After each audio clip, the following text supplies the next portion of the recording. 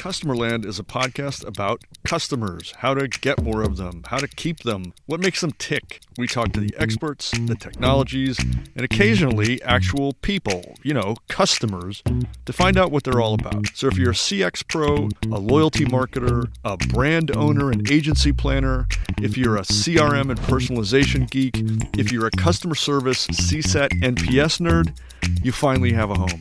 I'm Mike Giambattista. Welcome to Customerland.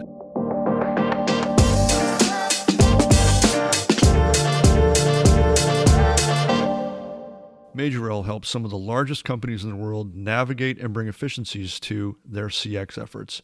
Today, Majorel's Gus Geekus talks to us about the moves by some companies to offshoring and nearshoring, as well as previews something exciting from them called Majorel X. 2023, you know what? Well, there's a lot really going on. I would say to go back to Farah's prediction for 2023. It's still early. It's January, so not a lot has started to move. But you know what though? It's interesting how many people are already going back on their 2023 predictions. We're only halfway through January, and they're kind of revising. So.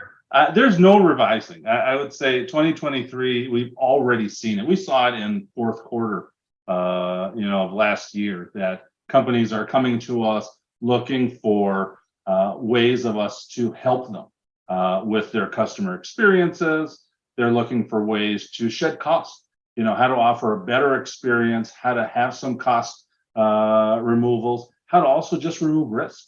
And they're open. And we're talking to more and more clients who are open to even go offshore and nearshore, where they haven't been open to it in the past. And part of it is not just for cost savings. I think a lot of times we hear about, customers wanting to go offshore for cost savings. These are to tap talent. Really? There's so much talent that is nearshore and offshore. As the U.S. in 2022, 2021, we had a hard time finding and really bringing in top talent, and these other markets, have been truly successful. Yeah, that's really interesting. Well, so, between the news, which over the past, say, call it 4 months is my guess, everybody's predicting, is it going to be a recession or is it a soft recession? Is it even going to be a recession?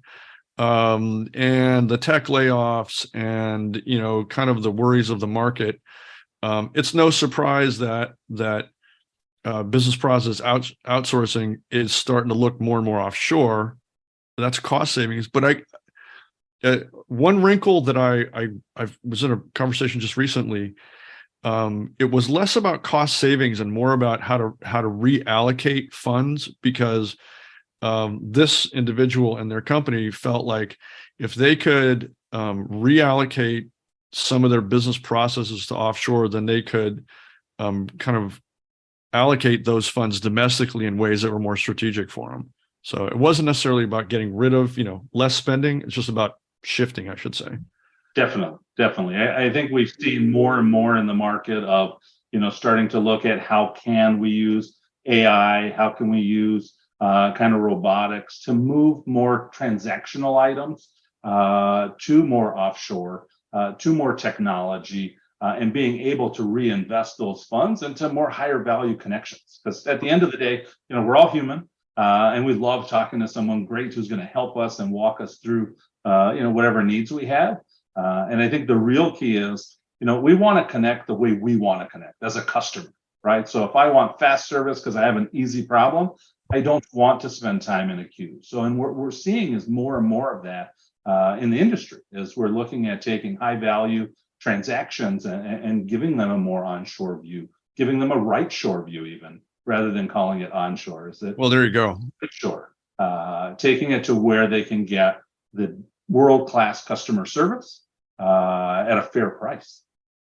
So before we hit record on this conversation, we touched briefly on Majorel's latest big announcement, which is Majorel X, which I may be misreading it, and it may be that we don't know if I'm right or wrong in this conversation, but Majorel's had some pretty decent size acquisitions over the past few years, and it always looked from the sidelines where I sit like that may be wrapped up into something, some, kind of overarching brand and suite of services at some point. It appears to be what Majorel X is, which is a really interesting thing because, again, we both acknowledge that we're not the experts in it, but a suite of services like the ones that you've assembled is actually game changing. It definitely is. Majorel X was, to your point, a number of acquisitions to come together to truly create, a brand new service, right? Where we're redesigning the experience for customers and helping companies get closer to their customer, understanding their customer better, and truly delivering the experience that every customer wants. Allant is an audience orchestration engine leveraging data, analytics, experience management, and MarTech integration to power the solutions behind successful customer journeys. Everything they do is based on the proven principle that customers want a more relevant, less intrusive, and privacy-centered relationship with brands, and they want to interact with brands on their terms, with their needs in mind in the channels they choose. Allant gives some of the largest and best-known brands in their category a competitive advantage to deliver better lifecycle experiences, to individualize, nurture, and energize the relationship between the brand and their customers. Check them out at allantgroup.com. That's ALLANT group.com. So we already said this isn't our realm, so that kind of gives us an out. If we get anything wrong, hey, it's somebody else's expertise. But you did mention some things that were really interesting. Are you at liberty to talk at all about some of the interesting technologies, or is that kind of under wraps, or better left in someone else's hands? I would say it's something that we should leave to Majorel X. They are the true experts. I sat through a presentation of theirs just a week ago, and I'll say I've been in this business, not to date myself, but for over 2 decades, and I'll say I was thoroughly impressed. Really? It's truly a game changer for us, and what we're bringing to the market is truly going to drive excitement for our current partners and new partners coming on board. Well, we'll follow up with your colleagues to try and get a peek behind the curtain and what's really happening there. But there's a decent amount of buzz in the marketplace for it. Awesome. So back to predictions. Yes, more offshoring. Yes to cost reallocations. Are you seeing anything? Do you predict anything kind of industry by industry, or are you kind of just looking at a kind of global overall basis? Yeah, I'm going to go back to the first comment you made, which is, people are talking about a recession. Is it going to be soft or big? And I'll say the one thing that we can say about our industry is, we've lived through recessions. We've lived through wars. We've lived through a lot, and we're truly still standing, and we've become stronger. Because at times like this is where our partners, current and new, really look for our services to partner with them. And again, it's not just cost; it's opening up the door to available talent and expertise that can drive great customer experiences.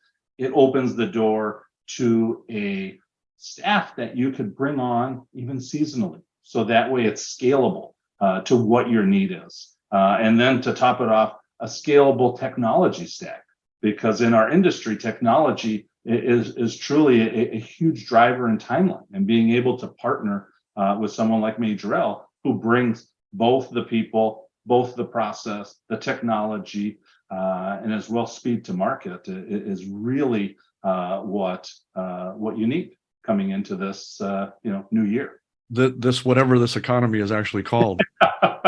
So there's a joke, which is not a joke among marketers, which is where's the first budget item to get cut in a recession or a downturn of any sort? It's always marketing. It just is. And it shouldn't be, but it is. But there's also been a lot of press and a lot of buzz kind of anticipating that CX would be the next place to get cut. And I actually dispute that. I mean, I think we'll see how it plays out. But marketing is easy because a lot of it isn't directly attributable to ROI. Whereas CX actually is CX. If you've mapped out your CX processes and end goals properly, you've probably got attribution in place, which in my view adds a layer of protection when there are budget cuts. I don't know what you're seeing out there. Definitely seeing a lot of focus on the retention of the customer and the servicing of the customer, because that is key, especially going into times like these where we're seeing the tech giants reducing jobs. It's really about how do you keep the existing customer while you can maintain some focus on new customers coming in. So, have we seen cuts to kind of sales budgets or marketing budgets? We've seen some, but the real key is not focused on the customer. The existing customer base is truly your bread and butter. That's where we really is. Even in our own business, right? Our focus is on our existing customer base.